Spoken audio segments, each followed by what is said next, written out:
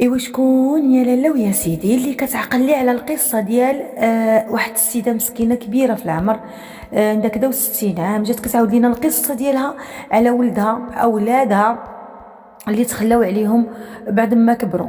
مسكينه هاد السيده هادي، والله العظيم الا بكاتنا القصه ديالها كاملين كلكم بكيتوا، كلكم بقى فيكم الحال، كلكم سخطوا على دوك الولاد. جات واحد المتتبعه مسكينه اللي تواصلت معايا وهي اللي تكلفت بالاب والام.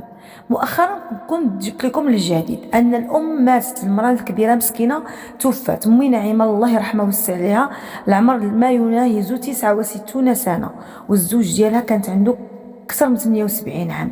فماتت المراه الكبيره، امي نعيمه الله يرحمها ويوسع عليها، وكلكم بكيتوا، كاملين بقى فيكم الحال عليها. واليوم الجديد ديال اليوم خطير جدا البنات.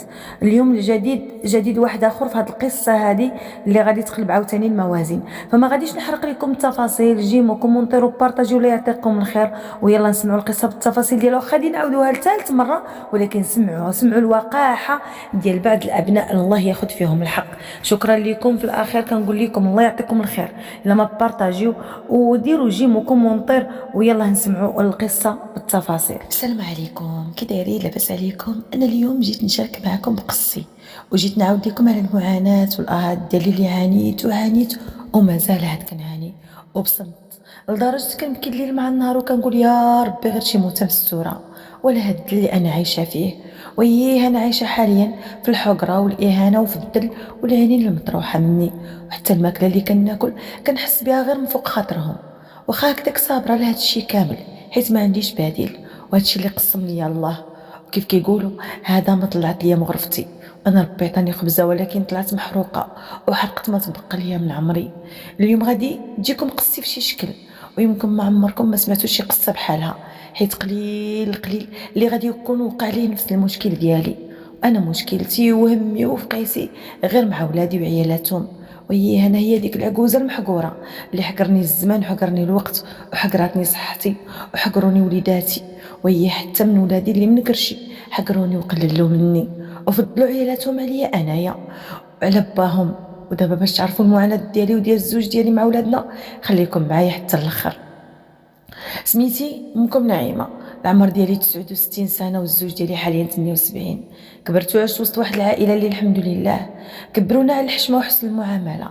عم عمرنا عينينا عمر عمرنا لينا عينينا في الناس اللي كبر منا، ماشي بحال هاد الجيل ديال قميش ما يحشم ما يرمش. كنت انا وجوج خواتاتي بنات اللي مساكن ماتوا، وكان وقع لهم حتى سمهم ماتوا به، وبقيت الوحيده اللي عند والديا. كانوا عاطيني واحد الحب واحد الحنان واحد المعامله اللي زوينه بزاف. الحمد لله كنت متفاهمه معاهم، وحتى هما كانوا مزيانين معايا، طلعوني مربيه ومتخلقه، حمدت الله وشكرته. قريت بحال الناس اللي كانت في العمر ديالي، وحتى هما كانوا ناس غير على قد حالهم، ناس ديال السكن العشوائي وصافي. الوالد كان عنده واحد المحل ديال الثوب كيبيع ويشري فيه.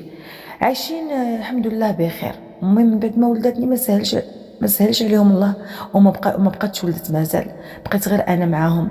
اب ديالي كان مقطوع من شجره، كان هو من الغرب وجا خدم في داك الوقيته هذيك في داك البلاصه هذيك، ما رجعش عند الاهل ديالو.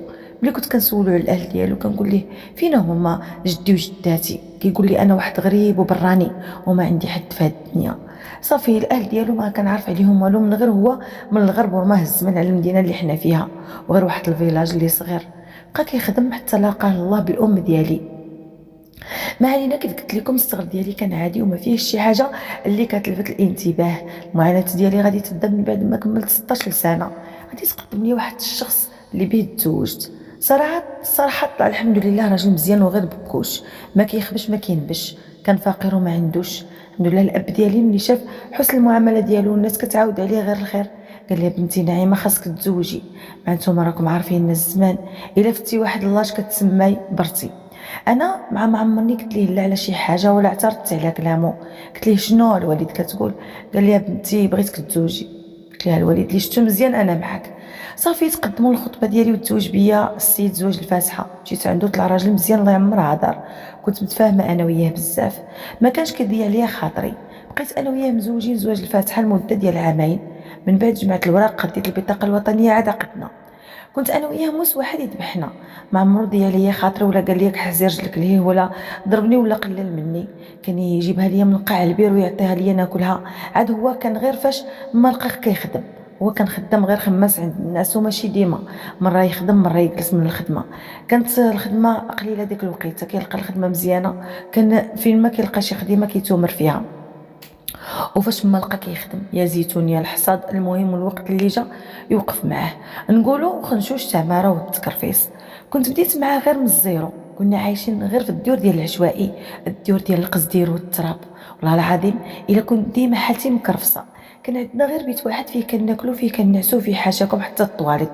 وزيد المعاناه اللي كنا كنعانيو في وقت البرد وفي وقت الشتاء. كان داك البيت كيقطر علينا وكيدخل البرد، وفي وقت الشمس كيولي طايب. واخا هكاك كنت صابره على مكتبي والحمد لله على كل شيء. وإلا ما صبرت شنو في جهدي ما ندير. ديك الوقيته كل واحد حاصل في راسو، وشكون غادي يعقل عليك؟ عاد الاهل ديالي حتى هما بحال كانوا متكافين مع الزمن مع الوالد. ديما كان عندي عيان، ناس بكري تكرفست قبل الوقت، بنادم غير كيكبر شويه كيعيا. وحتى الاهل الزوج ديالي ناس دراوش وما عندهمش، هو الاهل ديالو ساكنين غير في العروبيه. وزيد انا من داك النوع اللي ما كنرضاش نطلب ولا نمد يدي لشي واحد. زيد نفسي حره وعزيزه عليا وما كنتش كنبغي نمد يدي لشي واحد، كنخاف غير يقول لي ما عنديش ولا ما نعطيكش ويرجع لي الدم في وجهي. علينا صبرت مع راجلي، بدينا كنتعاونوا. تعاونت معاه على تماره، كنت كنبات نخدم للحوفه ومن السوق السوق كنمشي نبيعهم. ودوك الفلوس اللي كنشد كنزيدها في الدار، اللي قسم الله كنجيبو. الحمد لله قطره بقطره كيحمل الواد.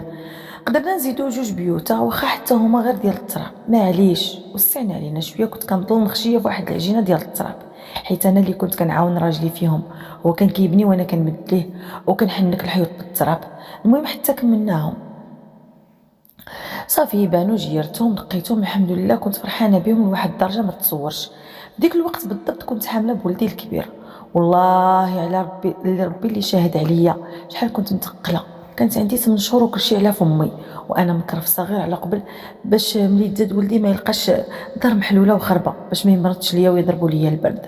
وياها وليداتي كنت نوجد على قبل ولدي حبيبي اللي في الاخر غادي يقول لي علاش والداني اصلا. ما علينا، كيف قلت لكم دوزت القطره المقطر غير باش قدرنا نديرو ديك الدويره اللي كانت بالنسبه لينا هامه وشان. من بعد سيدي ربي رزقني بولدي الكبير اللي كان هو سبب فرحتي وفرحة راجلي.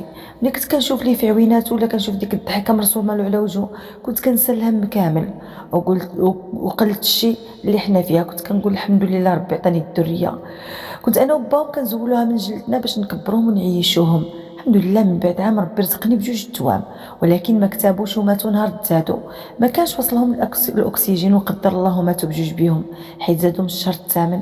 احتسبتهم الله سبحانه وتعالى وخا دازت عليا بهم، ولكن الحمله ديالهم كانت خايبه بزاف. لكن الله بغاهم الله داهم. من بعد عامين غادي نولد ولدي الثالث. الحمد لله عطاني ربي غير الذكوره، كنت فرحانه بهم بزاف. المعاناه ديالي انا وراجلي بدات معاهم. آه قري بغينا نقريوهم نعلموهم ما يخرجوش بحالنا حنا، لا مستقبل لا عيشه مزيانه.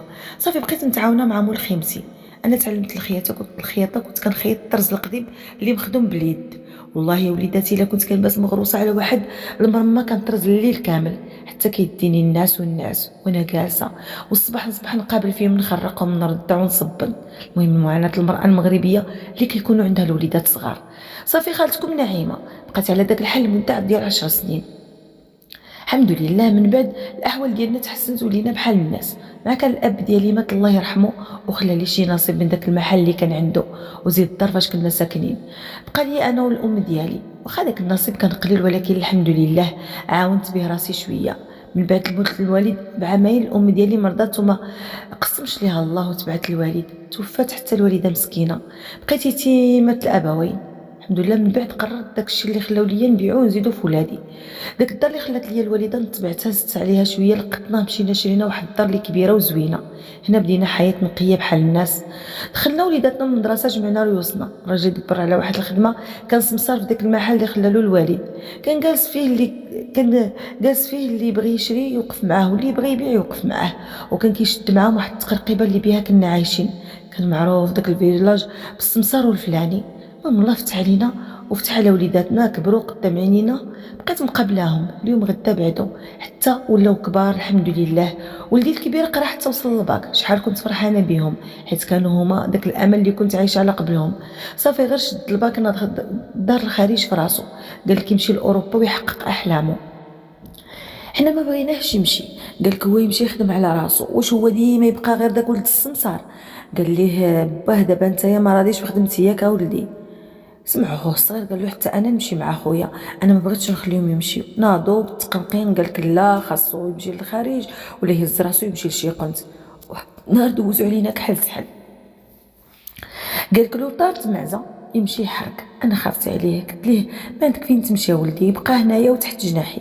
قال لي انت غير سكتي علاش ولدتينا كاع وجبتينا لهاد الدنيا نتمحنوا نتعذبوا. وصاحبي عندهم فلان، صاحبي عندهم كدا، وفلان عنده الدار وفلان يصنع وفلان ترك. صافي قلت ليه باش نطق لسانك علاش جبتك لهاد الدنيا. المهم حلفت ما نوقف ليه في طريقه. قلت للراجل ديالي خليه يمشي، دابا ربي يفتح ليه ابواب الخير من عنده، يخدم ويبني مستقبل ويرجع. قال لي ودابا يا هاد المراه منين نجيب ليها انا هاد الفلوس كامله باش هو يمشي يحرك بهم وزيد شد الباك ديالو يخدم به هنا حسن ليه. قلت ليه ما بغاش، قال لك نمشي للخارج. صافي نضت فهمت انا وراجلي قررنا باش نمشيو نبيعوا المحل اللي خلى ليا الوالد باش يحرك به، ونضنا بعنا يا وليداتي ب3 المليون. والله العظيم الا الريال واحد ما شديناهش من دوك الفلوس عفوا، كلشي عطيناهم ليه باش هو يحرك. حرك بجوج ديال الملايين دا معاه مليون على قبل الماكله وباش يدور حتى يخدم. صافي هو من بعد شد الطريق للخارج حرق. بقينا حنا اخلا لا محل ولا جوج، بقى راجلي كيجلس غير في القهاوي اللي كيقلب على السمسار يمشي عنده للقهوه. بقات المده ديال شهرين وانا شاده كرشي بكمشه. قلت ولدي كلاه الحوت راه مات وقيله، كنت كنبات نبكي ونضل نبكي. كحلت عليا وكحلت على راجلي، ديما كنت كنقول ليه ولدي كلاه الحوت. من بعد مده ديال شهرين عرفنا باللي وصل الحمد لله. كان جا واحد ولد الجيران ديالنا عايش تما، هو اللي طمني عليه قال لي ولدك خالتي مزيان ما تخافيش عليه. الحمد لله رجعت فيا الروح ملي عرفتو لاباس.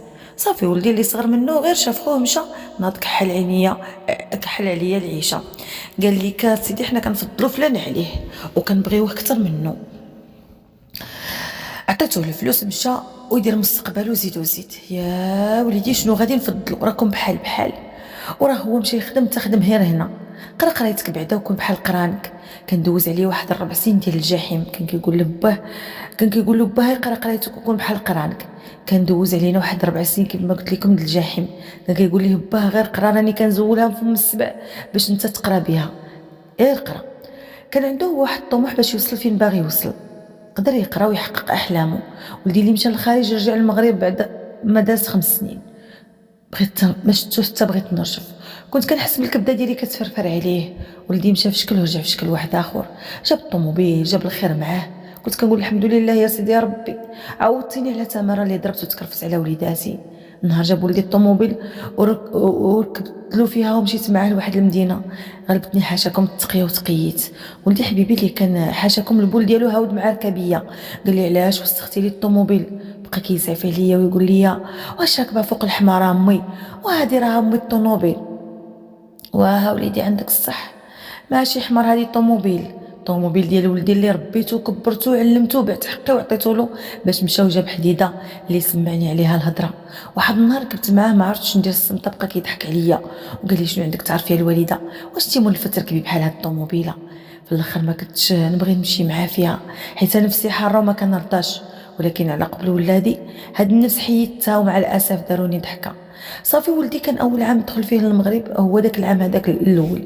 من بعد ما رجع تزوج بواحد القاوريه، من تما ما سول فينا ولا عيط علينا، واخا غير بالغلط ما بقاش عاقل علينا مده حتى تزوج خوه.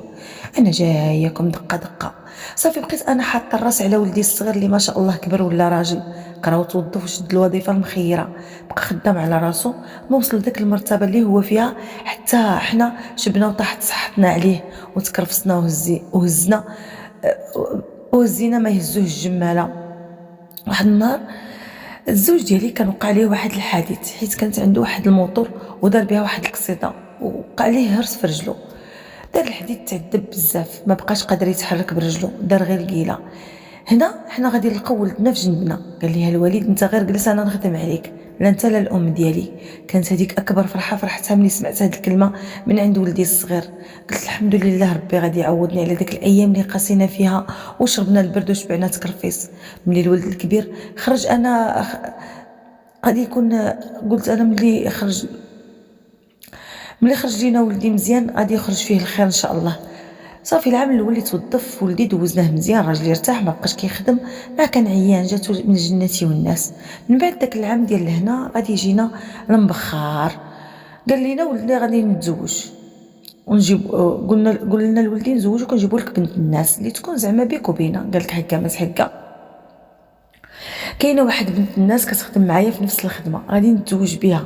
انا بحال اي ام فرحت، قلت ولدي غادي يتزوج. البنات والله العظيم الا حبس جاتني واحد المكالمه وما عقلتش فين وصلت. المهم البنات غادي نبدا لكم من هنايا.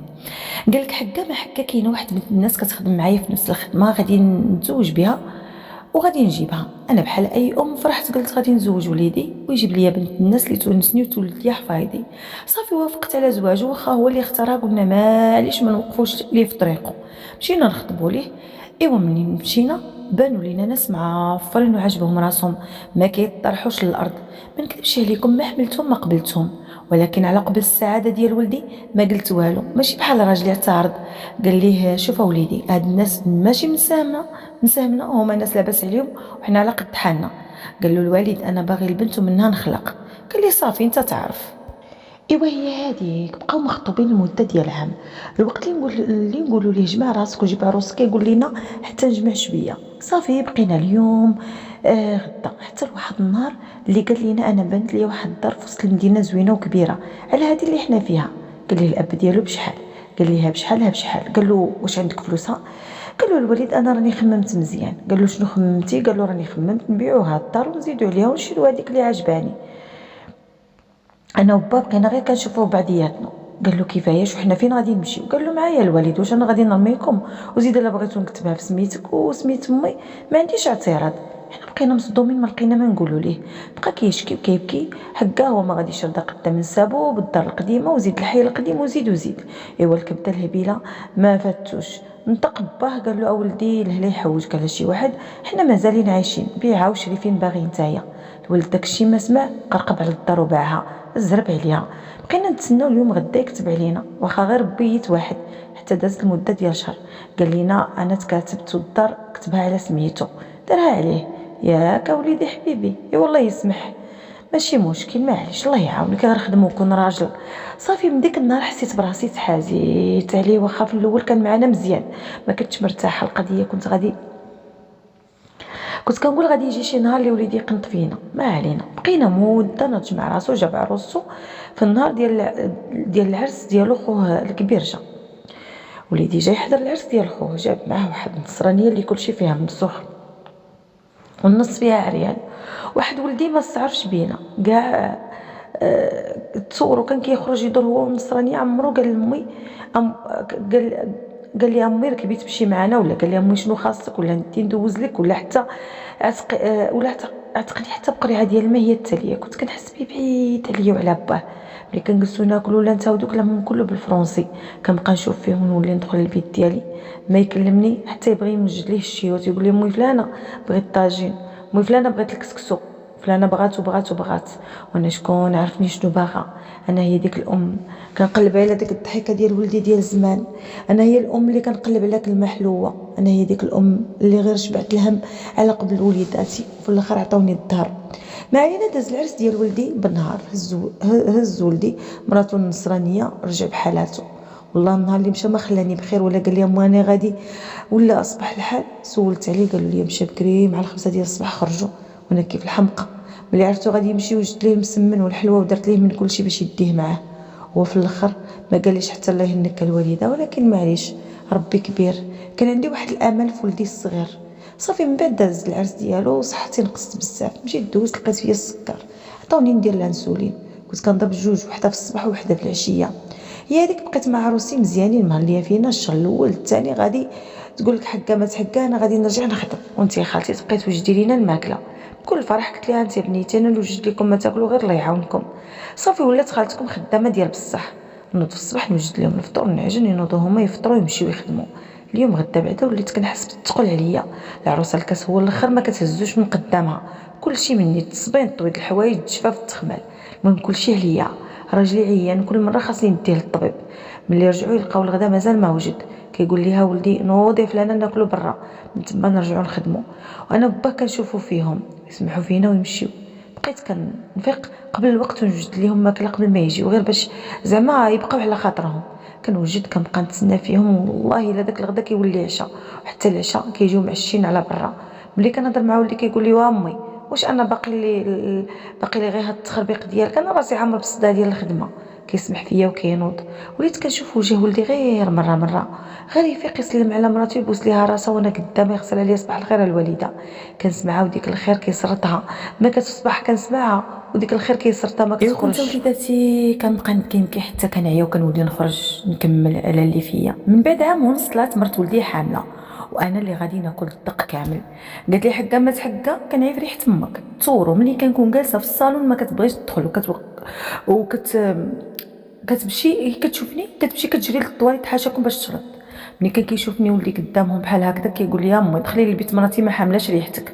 وي انا اللي ولدتك وليدي، انا وحزنتك وكافحت عليك حتى كبرتك وزوجتك بها باش نولي انا مراتك ما حاملاش ريحتي.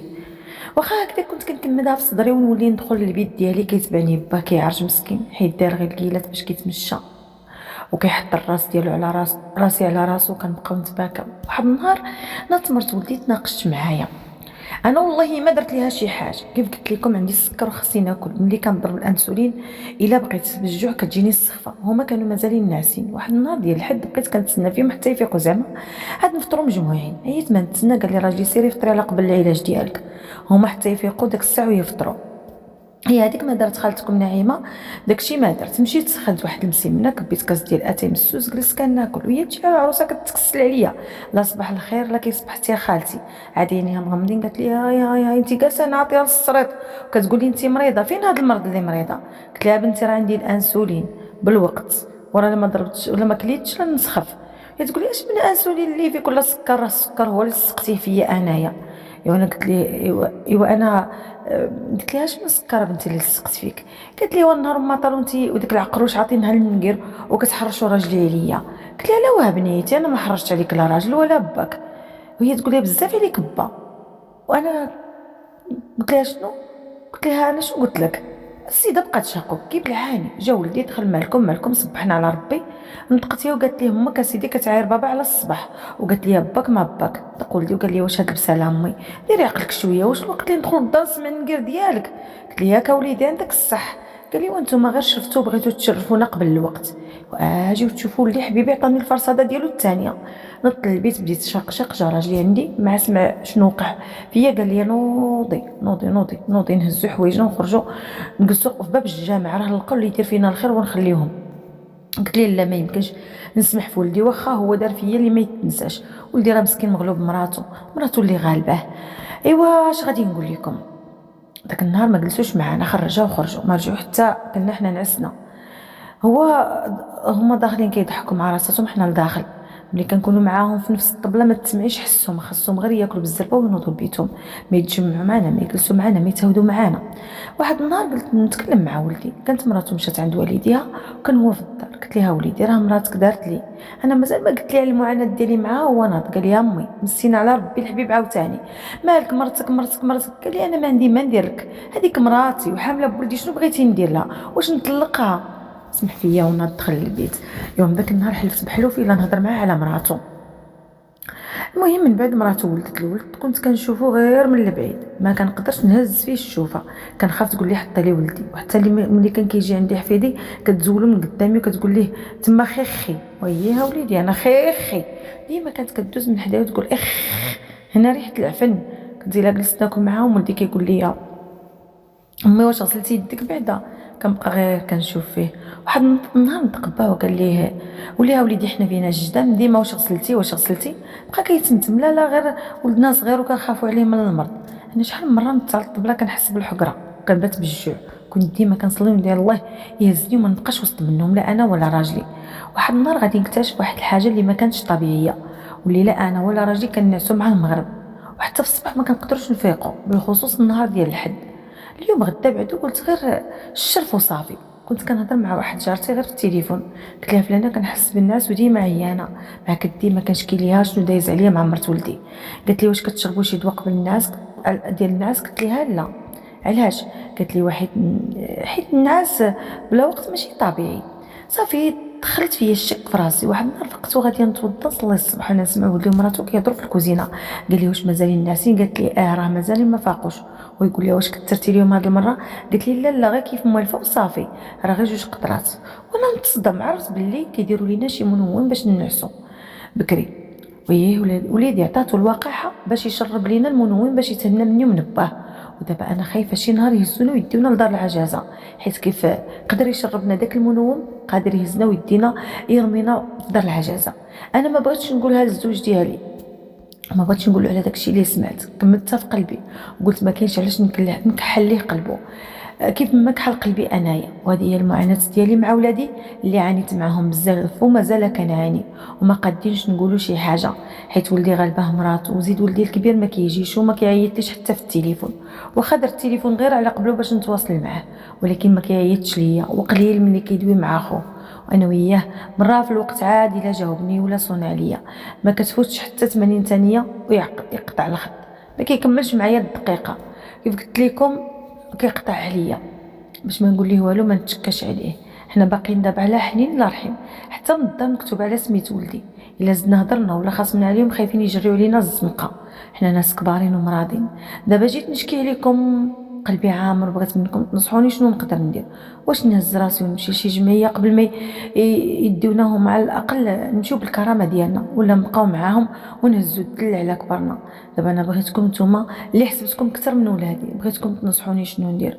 واش نمشي نقدم بهم شكايه؟ ولكن خايفه حيت مرات ولدي الاهل ديالها لاباس عليهم، ولا درت شي حاجه غادي نطلع خايبه وما مزياناش وغير عقروشه.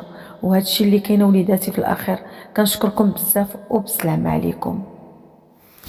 وكيف ما سمعنا كاملين القصه ديال هاد الام او هاد الخاله هادي اللي مسكينه، ان لله وانا اليه راجعون. كنا ديجا عاودنا هاد القصه هادي ما كاملاش شهرين، شي شهر ونص بحال ما هكذاك، ولا شهرين تقريبا، ما كاملاش شهرين، لا ما كاملاش. كما قلت لكم في القصه في الجديد الاول ان هاد السيده هذه كانت عاودت لينا الحكايه ديالها. من بعد سمعتها واحد السيده اللي حتى هي مسكينه كانت مجروحه من جهه والديها اللي توفاو، قالت لك انا نتكلف بهم. فهي اللي كانت زودتنا بالجديد، وقالت لنا واحد الجديد اللي حزننا كاملين وبكينا. قالت لنا بلي الام الام هذه توفات الله يرحمها ويوسع عليها. بكينا وبقى فينا الحال، وكاع نتوما حزنتوا في لي كومونتير.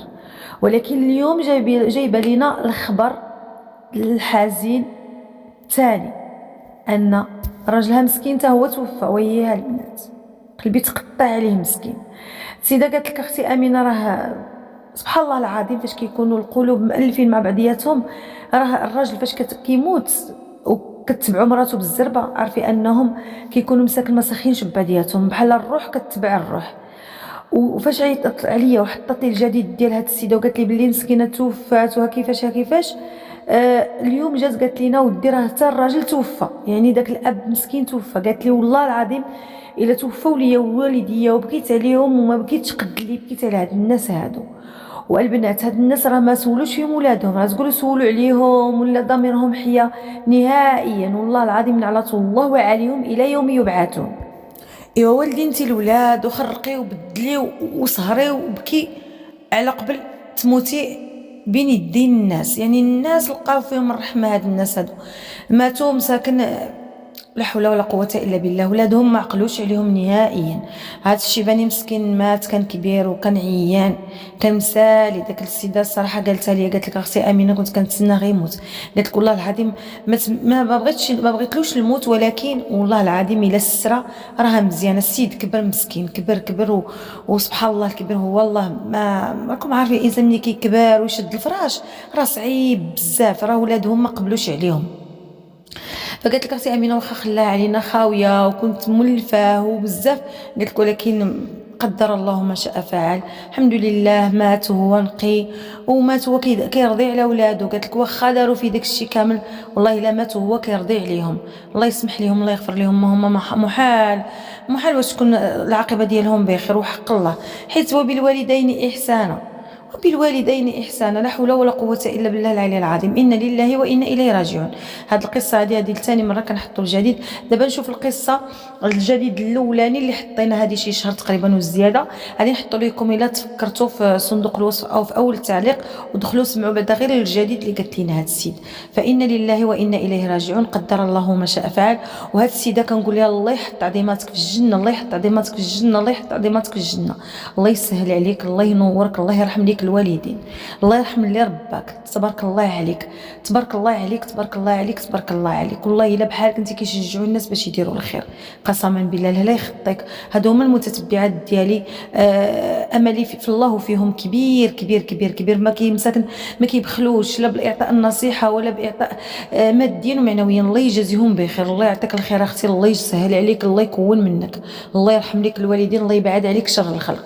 كنشكركم في الاخير، وكنقول لكم حنا عزانا واحد في هذه الام وفي هذا الاب، الله يرحمهم برحمته الواسعه. هذا ما كان. شكرا لكم بزاف بزاف. دعمونا في هذه القنوات، الله يعطيكم الخير. جيموا كومونتيروا بارطاجيو، الله يرحم بها الوالدين. الى ان القاكم في قصه جديد ديالها. دمتم في امان الله وحفظه، والسلام عليكم ورحمه الله تعالى وبركاته.